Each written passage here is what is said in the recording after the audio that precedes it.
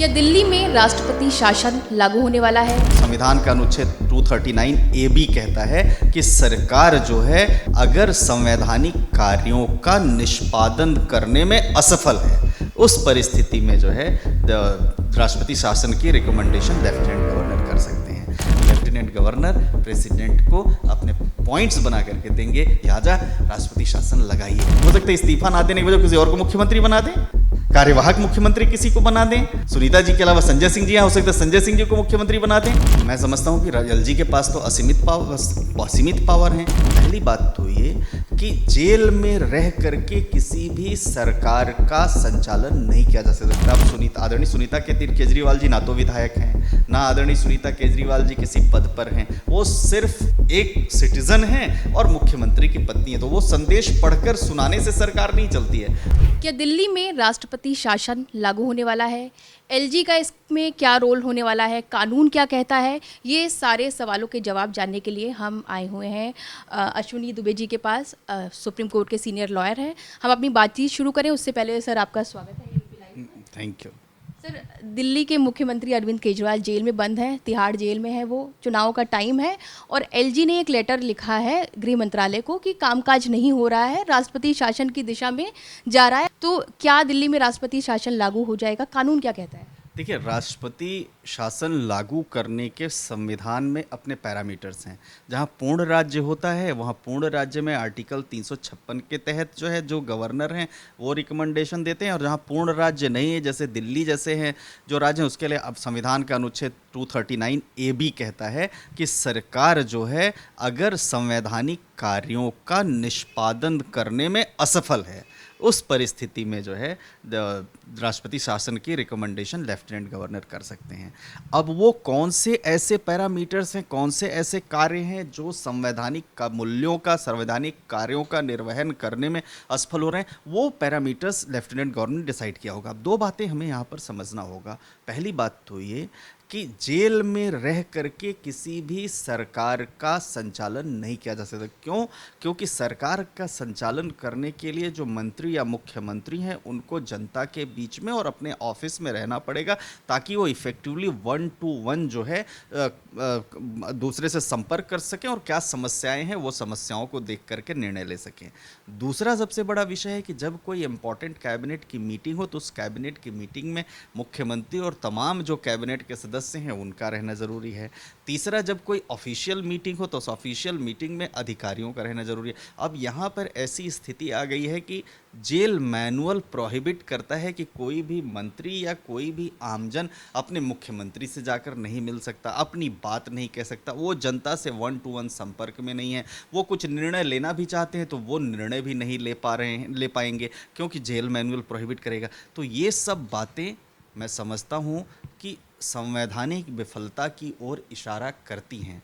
अब क्या उस रिकमेंडेशन में जो हमारे आदरणीय राष्ट्रपति हैं उनको ऐसा लगता है कि ये ज़रूर संविधान में संवैधानिक रूप से असफल हो रही है सरकार, तो वो निर्णय ले सकते हैं, आने वाले दिनों में तय होगा। परंतु अभी जो घटनाक्रम पिछले 2 हफ्ते से चल रहा है उसके मुताबिक जो मुख्यमंत्री को बाहर रह करके जनता के हितों के लिए कार्य करना चाहिए, जनता के बीच में रहना, जनता से इंटरेक्ट करना, वो नहीं कर पा रहे हैं। ये आम आदमी पार्टी तो इस बात पर अड़ी हुई है कि केजरीवाल जेल में रह के सरकार चलाएंगे। अभी जैसे आपने बताया कि ऐसे कोई कानूनी टर्म नहीं है, आप नहीं कर सकते। तो ये जो अभी आम आदमी पार्टी की तरफ से किया जा रहा है कि फाइल लेके उनकी वाइफ को इजाज़त है मिलने की, सुनीता जी जाती हैं, मिल के आती हैं और उनके संदेश को पढ़कर सुनाती हैं, ये कितने और दिन तक चल सकता है? देखिए, संदेश पढ़कर सुनाने से सरकार नहीं चल सकती है, कोई पत्र व्यवहार से सरकार नहीं चलती है।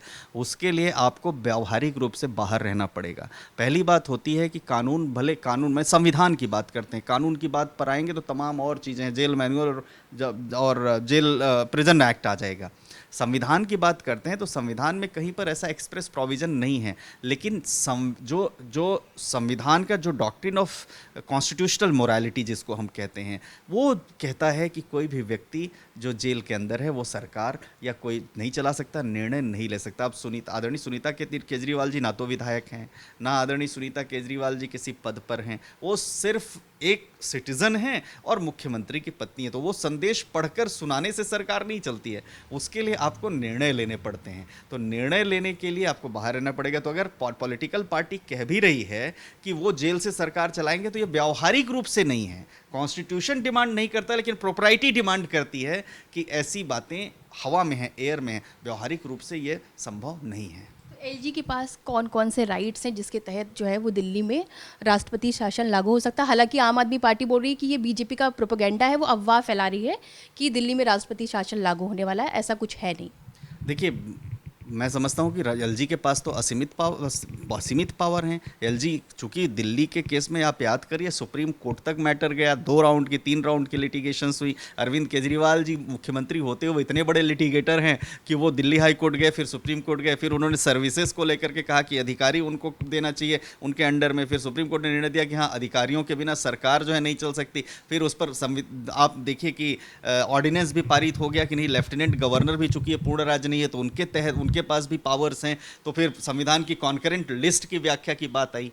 तो दिल्ली में कोई भी निर्णय जो सार्वभौमिक रूप से जो सरकार को लेना चाहिए, वो उसके साथ साथ एलजी का सुपरविजन भी है, एलजी का चेक एंड बैलेंस भी है।